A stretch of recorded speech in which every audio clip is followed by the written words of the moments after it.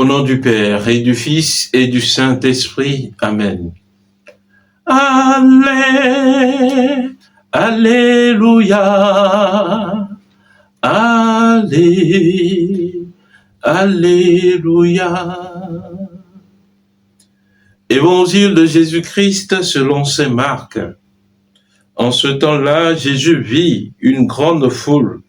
Il fut saisi de compassion envers eux parce qu'ils étaient comme des brebis sans berger.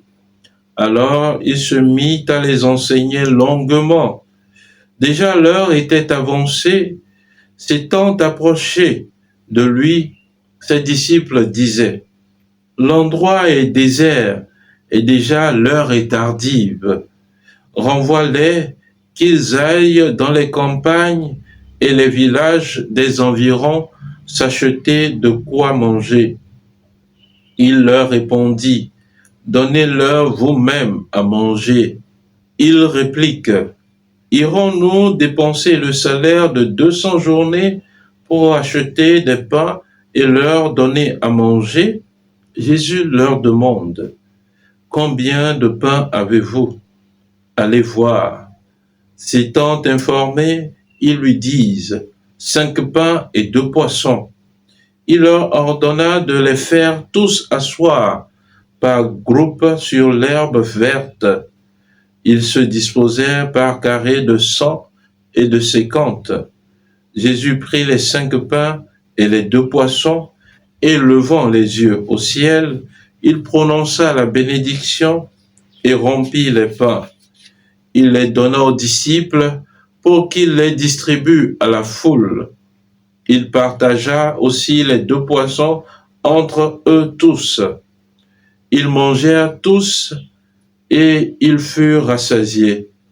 Et l'on ramassa les morceaux de pain qui restaient, de quoi remplir 12 paniers, ainsi que les restes des poissons. Ceux qui avaient mangé les pains étaient au nombre de 5000 hommes. Acclamons la parole de Dieu. Louange à toi, Seigneur Jésus. Bien-aimés de Dieu, paix et joie à vous. Avant toute tentative de proposition de méditation en ce jour, je nous invite à écouter le message de la première lecture qui nous a été livré aujourd'hui. Saint Jean, dans sa première lettre au chapitre 4, versets 7 à 10, nous dit: « Bien-aimés, aimons-nous les uns les autres, puisque l'amour vient de Dieu. Celui qui aime est né de Dieu et connaît Dieu. Celui qui n'aime pas n'a pas connu Dieu, car Dieu est amour. Voici comment l'amour de Dieu s'est manifesté parmi nous. Dieu a envoyé son Fils unique dans le monde pour que nous vivions par lui. Voici en quoi consiste l'amour. Ce n'est pas nous qui avons aimé Dieu, c'est lui qui nous a aimés et il a envoyé son Fils en sacrifice de pardon pour nos péchés. » Chers frères, chères sœurs, le Christ Jésus insiste bien souvent sur l'amour mutuel que nous devons porter. Aimez-vous les uns les autres. Alors une question: pourquoi nous devons nous aimer les uns les autres? C'est bien parce que Dieu nous aime et que Dieu nous a fait à son image et à sa ressemblance. Alors pour que se déploie vraiment l'envergure de tout l'amour de Dieu qu'il a pour nous, nous devons nous aimer les uns les autres. Pour que cette vie de Dieu qui est en nous puisse déployer toute son envergure, nous devons vraiment nous aimer les uns les autres. Et Saint Jean rajoute ensuite que Jésus est venu dans ce monde pour que nous puissions vivre par lui. Ah oui. Et dans l'évangile qui nous est proposé en ce jour, parlant de la multiplication du pain, le Seigneur nous fait voir qu'il est le miséricordieux. Oui, en effet, dans ce passage évangélique, on dit: Jésus, voyant la foule qui était devant lui, il les a vus comme des brebis sans berger, et ses entrailles ont frémi. Et contrairement à Jésus, les disciples ont plutôt vu dans ceux qui étaient là devant eux une foule. Donc, il y a cette différence entre le regard que portait Jésus et le regard qu'avaient ses disciples sur ces mêmes personnes qui étaient là devant eux. Pour Jésus, c'était des brebis, des gens à sauver, des gens à aimer. Mais pour les disciples, c'était une foule à renvoyer peut-être. Chers frères, chères sœurs, quel regard poses-tu sur ton frère? Est-ce un frère, une sœur à aimer, une brebis sans berger, ou un pauvre de plus, ou un malade de plus? Non. Lorsque le Seigneur nous appelle à aimer, à aider l'autre, c'est bien souvent pour que nous lui portions l'amour qu'il faut. Voilà pourquoi à chaque fois je reviens sur cette différence entre la bienveillance et la bienfaisance. Et ce qui doit motiver notre charité, c'est en effet la bienveillance. Alors Jésus, voyant cette foule qui avait faim, qui était fatiguée, a été bienveillant envers eux en leur offrant du pain. Deuxième point de méditation, c'est que ces disciples ne voyaient pas qu'ils pouvaient faire quelque chose pour cette foule. Ces disciples ne voyaient pas que le peu qu'il y avait en eux pourrait servir à quelque chose. Jésus leur a demandé, donnez-leur vous-même à manger. Alors les disciples de Jésus lui répondaient, voudrais-tu que nous allions acheter du pain avec le salaire de 200 journées de travail? Mais immédiatement après, Jésus leur demanda, combien de pain avez-vous? Oui, combien de pain avez-vous?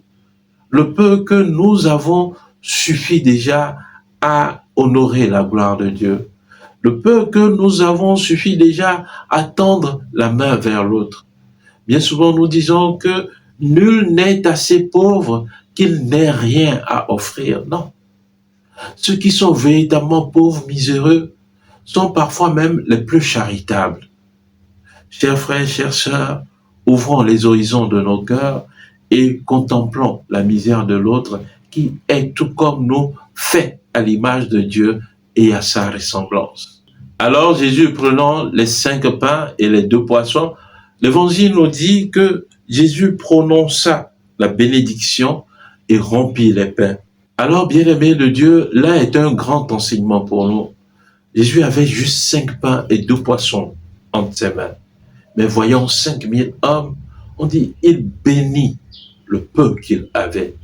Il rendit grâce. Pouvons-nous, tout au long de cette journée, rendre grâce au Seigneur pour le peu que nous avons, bénir le peu que nous avons, ne pas maugréer devant ce que nous avons aujourd'hui.